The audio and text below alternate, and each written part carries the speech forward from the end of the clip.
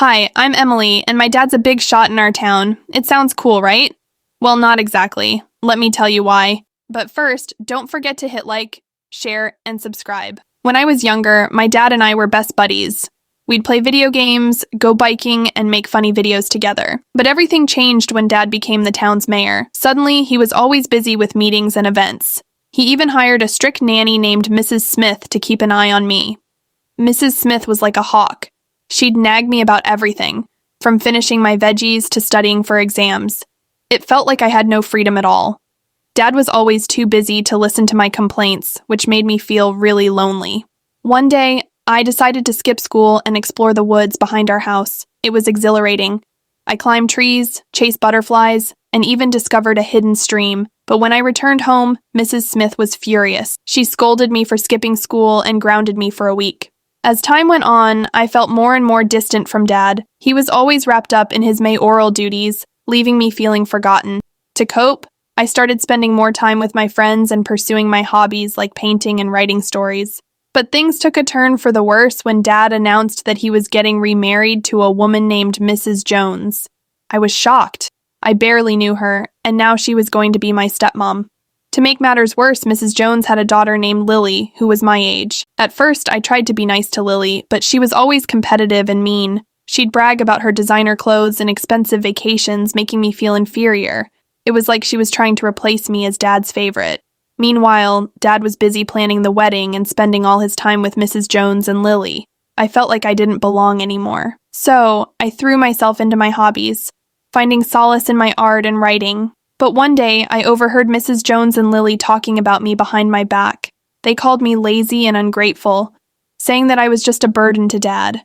I was heartbroken. How could they say such hurtful things about me? Determined to prove them wrong, I poured my heart and soul into my schoolwork and extracurricular activities. I volunteered at a local animal shelter, started a recycling club at school, and even won a writing contest. But no matter what I did, it felt like I could never earn their approval. Then, on the day of the wedding, disaster struck. A sudden rainstorm flooded the venue, ruining all of Dad and Mrs. Jones's carefully planned decorations.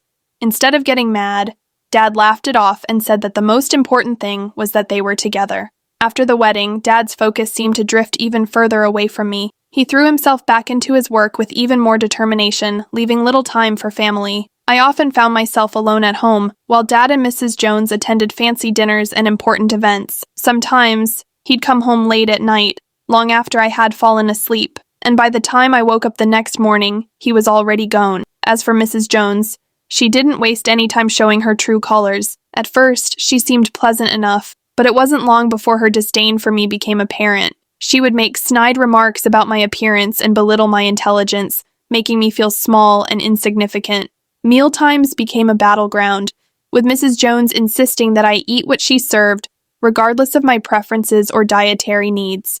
I tried to talk to Dad about what was happening, but he brushed off my concerns, insisting that his new wife would never treat me poorly. He seemed blinded by his love for Mrs. Jones, unable to see the pain she was causing me. I felt utterly alone and betrayed, wondering how my own father could choose her over his own daughter. Despite the turmoil at home, I threw myself into my studies and extracurricular activities, seeking solace in my achievements. I poured my heart and soul into my schoolwork, determined to prove to myself, if not to Dad, that I was worthy of love and respect. But no matter how many awards I won or how high my grades were, it felt like I could never measure up in Mrs. Jones's eyes. As the days turned into weeks, and the weeks turned into months, the tension in our household only seemed to escalate. Arguments became more frequent, and I found myself retreating further and further into myself, desperate for a way out of the nightmare that my life had become. But amidst the chaos, there were moments of clarity, fleeting glimpses of hope that kept me going, like the time Dad surprised me with tickets to a concert for my favorite band. When Dad surprised me with tickets to see my favorite band, I was over the moon with excitement. But Mrs. Jones's reaction was anything but joyful. She was furious, demanding to know why Dad hadn't bought Lily, her daughter, a ticket too. She accused Dad of spoiling me and favoring me over Lily. This made Dad furious in return. He defended his decision, pointing out that I deserved the treat and that I was excelling in school. He even laughed at Mrs. Jones, teasing her about not getting pregnant despite being married to him for a year. Mrs. Jones was mortified and ashamed. She lashed out, accusing Dad of being responsible for her inability to conceive. The tension in the room was palpable as Dad and Mrs. Jones exchanged heated words. I felt like a bystander caught in the crossfire of their escalating argument. It was clear that there were deeper issues simmering beneath the surface of their marriage, and I was unwittingly caught in the middle. As the argument raged on, I couldn't help but feel a pang of guilt. My innocent excitement over the concert tickets had sparked a confrontation that threatened to tear our family apart. I wished I could take it all back and disappear, sparing everyone the pain and anger that my happiness had unwittingly caused.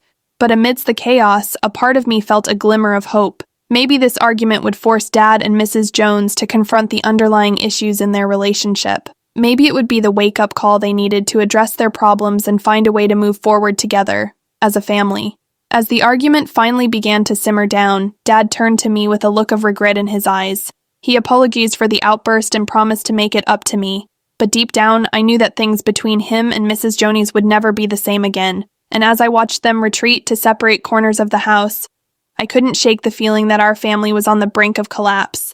As Dad started spending more time with me, taking me out to movies and dinners whenever he could, Mrs. Jones's jealousy towards me grew stronger. She and Lily couldn't stand seeing Dad's attention focused on me instead of them.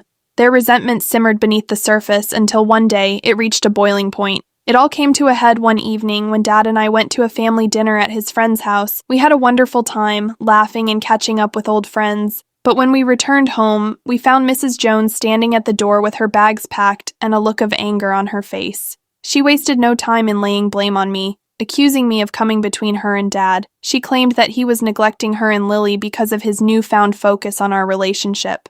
Her words stung, but I knew deep down that it wasn't my fault. Dad tried to reason with her, pleading for her to stay and work through their issues together. But Mrs. Jones was adamant. She declared that she couldn't bear to stay in a home where she felt unwanted and unloved. With that, she stormed out the door, taking Lily with her. I watched in disbelief as they drove away, leaving Dad and me standing in the empty doorway.